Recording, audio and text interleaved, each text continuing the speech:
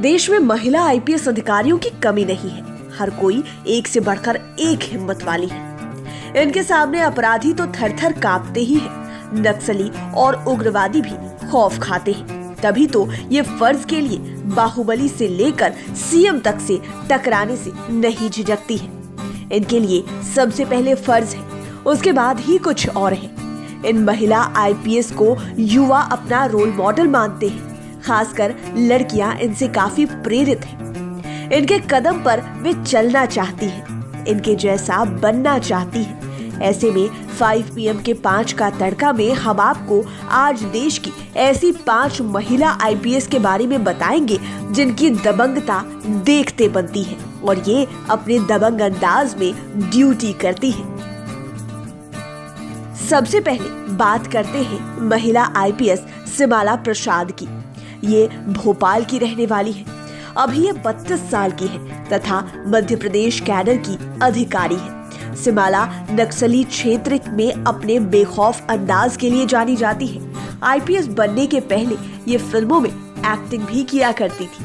दरअसल सिमाला को प्रशासनिक अनुभव और एक्टिंग विरासत में मिली है। ये पूर्व IAS अधिकारी और भिंड से MP रहे डॉक्टर भागीरथ प्रसाद और साहित्यकार मेहरुन्निसा परवेज की बेटी है। 2011 बैच की सिमाला भोपाल की बरकतुल्ला यूनिवर्सिटी से ग्रेजुएशन के बाद सेल्फ स्टडी करते हुए MP PCS एग्जाम को क्रैक कर चुकी थी।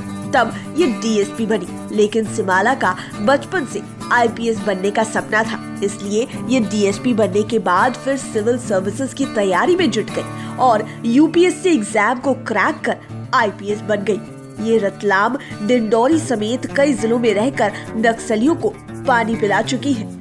नक्सली तक इनसे थर-थर कांपते हैं। ये कई फिल्मों में भी काम कर चुकी है। IPS बनने के बाद भी ये एक फिल्म में काम कर चुकी थी। कोरोना काल में लॉकडाउन के दौरान सिमाला ने एक कविता लिखी, मैं खाकी हूँ, जिसके बाद वे सोशल मीडिया पर छा गई। सोनिया नारंग 2002 बैच की IPS है। कर्नाटक में देवनगरी की SP रहते हुए सोनिया नारंग ने बीजेपी के एक MLA को थप्पड़ जड़ दिया था। उस थप्पड़ की गूंज मुख्यमंत्री के दरबार में पहुंच गई थी, लेकिन ये किसी से डरने वाली नहीं थी। इतना ही नहीं, कर्नाटक के मुख्यमंत्री रहे सिद्धारमैया के खिलाफ भी सोनिया नारंग मोर्चा खोल चुकी है। सोनिया नारंग मूल रूप से पंजाब की रहने वाली है। इनका जन्म और इनकी परवरिश चंडीगढ़ में हुई। 1999 में इन्होंने पंजाब यूनिवर्सिटी से समाज शास्त्र में गोल्ड मेडल हासिल किया था। सोनिया की लाइफ पर कन्नड़ भाषा में अहिल्या नाम से फिल्म भी बनी है। दरअसल कर्नाटक के तत्कालीन मुख्यमंत्री सिद्धारमैया ने 16 करोड़ रुपए के खदान घोटाले में सोनिया का नाम भी उछाला था। इसके बाद प्रदेश के राजनीतिक और प्रशासनिक गलियारे में हड़कंप मच गया। सीएम ने विधानसभा में घोटाले से जुड़े अधिकारियों के नाम उजागर करने के दौरान इनमें सोनिया नारंग के शामिल होने का भी दावा किया। इस घटना के बाद सोनिया ने मुख्यमंत्री के आरोपों के खिलाफ मोर्चा खोल दिया और खुलकर विरोध में सामने आई।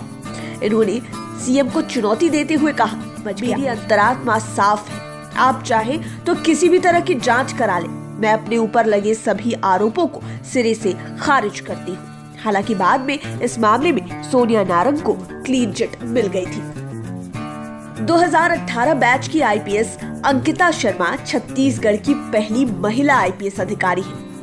उम्र महज 32 साल है, लेकिन नक्सलियों पर यह कहर बनकर टूटती है।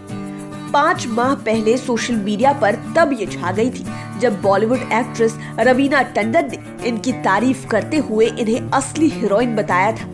दुर्ग जिले के रहने वाली अंकिता शर्मा के पिता राकेश शर्मा पेशे से कारोबारी है, वहीं इनकी मां सविता शर्मा हाउसवाइफ है। ये 3 बहनों में सबसे बड़ी है। खास बात कि ये ड्यूटी के अलावे UPSC एग्जाम की तैयारी कर रहे युवाओं को फ्री में ऑनलाइन कोचिंग भी देती है। दरअसल छत्तीसगढ़ में ये पहली IPS है जिन्होंने इस तरह की कोचिंग की शुरुआत की है। अंकिता घुड़सवारी और बैडमिंटन की शौकीन है। छत्तीसगढ़ के इतिहास में गणतंत्र दिवस परेड की कमान संभालने वाली पहली महिला पुलिस अधिकारी बनने का रिकॉर्ड भी इनके नाम पर दर्ज है। बस्तर जैसे नक्सल प्रभावित क्षेत्र की कमान संभालने वाली आईपीएस अंकिता शर्मा ने कई नक्सलियों को पकड़ा। आज भी इनसे नक्सली खौफ खाते हैं। 2016 बैच की आईपीएस लिपि सिंह इस लिस्ट में दूसरे नंबर पर है। लिपि सिंह को तो आप जानते ही होंगे। बिहार में ये मोकामा के बाहुबली विधायक अनंत सिंह से सीधे टकराकर तमाम नेताओं को साफ मैसेज दे चुकी है कि वो किसी से नहीं डरने वाली है।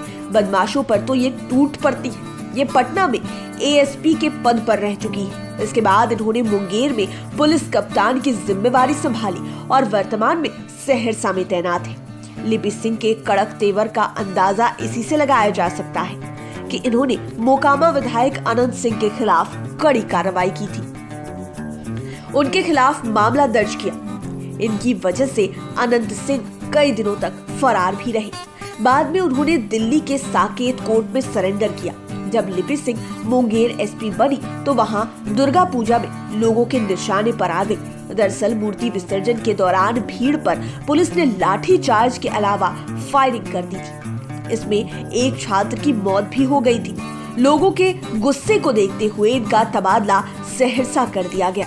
लेकिन ये क्राइम से न कोई समझौता करती है और न ही किसी क्रिमिनल से डरती है। पुलिस महकमे में इनकी इमेज लेडी सिंघम के रूप में बन गई है।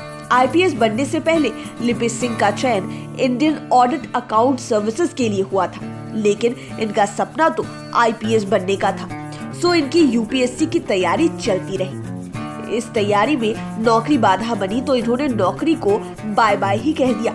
इसके बाद ये यूपीएससी की तैयारी में जुट गई। इसमें इन्हें सफलता भी मिली और आज तो इनके डंडे की वजह से अच्छों का भूत उतर जाता है। जिलों के अपराधी इलाका छोड़ देते हैं। हाल ही में कुख्यात पप्पू देव की मौत को लेकर इन पर विरोधियों ने उंगली उठाई थी। रूपा डी मुदगिल भी ऐसा ही एक नाम है। इनका पूरा नाम रूपा दिवाकर मुदगिल है।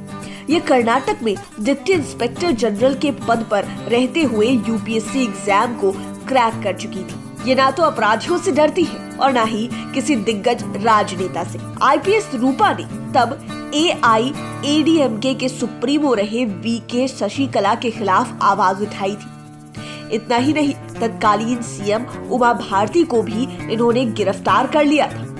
दरअसल उस समय शशिकला को जेल में विशेष सुविधाएं दी जा रही थी। शशिकला तब बेंगलुरु के प्रपन्ना अग्रहारा सेंट्रल जेल में बंद थी।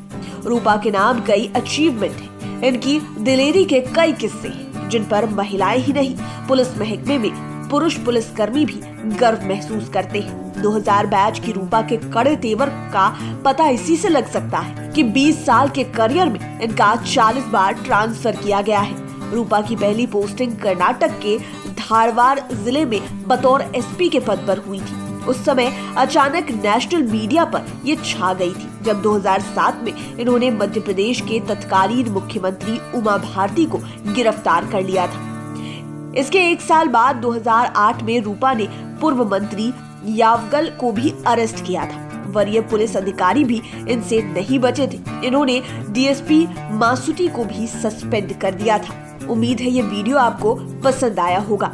इसी तरह के और वीडियोस के लिए आप हर शाम हमारे चैनल 5 PM पर जुड़ सकते हैं और वीडियोस को देख सकते हैं। अगर आप ये वीडियो फेसबुक पर देख रहे हैं तो पेज को लाइक करें, यूट्यूब पर देख रहे हैं तो चैनल को जरूर सब्सक्राइब करें। धन्यवाद।